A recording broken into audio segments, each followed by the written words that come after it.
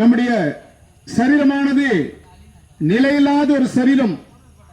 எந்த நேரத்தில் என்ன நடக்கும் என்பது யாருக்குமே தெரியாது. இதற்கு முன்பாக ஒரு பாடல் பாடப்பட்டது. அந்த பாடல் அடிப்படையில் நாம் பார்க்கப்படுவது ஏசாயா தீர்க்கதரிசி அவர்கள் 40ஆம் அதிகாரத்தில் 11-12 தெளிவாக சொல்லியிருக்கிறார். இந்த மாம்சமானது புல்லை போலவும் பூவை போலவும் இருக்கிறது என்று சொல்லப்படுகிறது.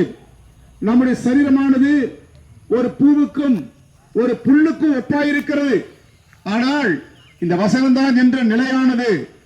ஏன் என்று சொன்னால், பாவமான ஜீவித்திலே வாழ்ந்து கொண்டிருக்கிற நம்மை ரட்சிப்பு கொடுப்பதற்காக பரிசுத்தமுள்ள தேவனாகிய கர்த்தர் இந்த உலகத்திற்கு வந்தார். பிரியமானவர்களே, நீ எந்த நிலையில் இருந்தாலும் சரி, நீ எந்த சூழ்நிலையில் இருந்தாலும் சரி, இந்த கர்த்தராகிய இயேசு கிறிஸ்து நினைத்து பார்.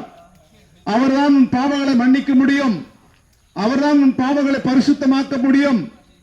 குடியின் பிடியிலே, இந்த பாவத்தின் சகதியிலே அகப்பட்டுக் கொண்ட என் அன்பு சகோதரனே, என் அருமையான சகோதரியே, கர்த்தராகிய ஆண்டவர் உன்னை நேசிக்கிறார்.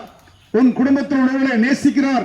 நீர் எந்த நிலைமையில் இருந்தாலும், எந்த சூழ்நிலையில் இருந்தாலும், ஆண்டவரே, பாவியாகி என் மேல் கிருபையாகும், என்னுடைய அக்கிரமத்தை, என்னுடைய மீறுதலை என்னை மன்னிக்கும்படியாக நாங்கள் கெஞ்சி மன்றாடி கேட்டுக்கொள்கிறோம் என்று நீங்கள் சொல்வீர்களானால், ஒரு இலவசமான ரட்சிப்பை இந்த தேவனாகிய கர்த்தர் உனக்கு கொடுப்பார்.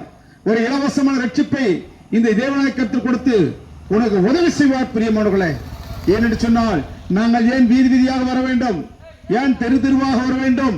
இந்த இயேசுவானவர் எங்களுக்கு கொடுத்த சந்தோஷத்தை உங்களுக்கு கொடுக்க நாங்கள் வந்திருக்கிறோம். இந்த சந்தோஷம் உங்களுக்கு வேண்டுமா? எந்த நிலைமையில் இருந்தாலும், எந்த சூழ்நிலை இருந்தாலும், ஆண்டவரே, என் பாவங்கள், என் கோபங்கள், என் சாபங்கள் மன்னியும் என்று சொல்வீர்களானால், இன்றைக்கு அநேக விதமான வழி தப்பி போய் கொண்டிருக்கிறார்கள். தங்களுடைய சரீரத்தை கெடுத்துக் கொண்டிருக்கிறார்கள். இந்த சரீரத்திலே இந்த இயேசுவார் வருவானால் உங்களுடைய சரீரம் நலமாயிருக்கும், நல்ல வளமாய் பலமாயிருக்கும்.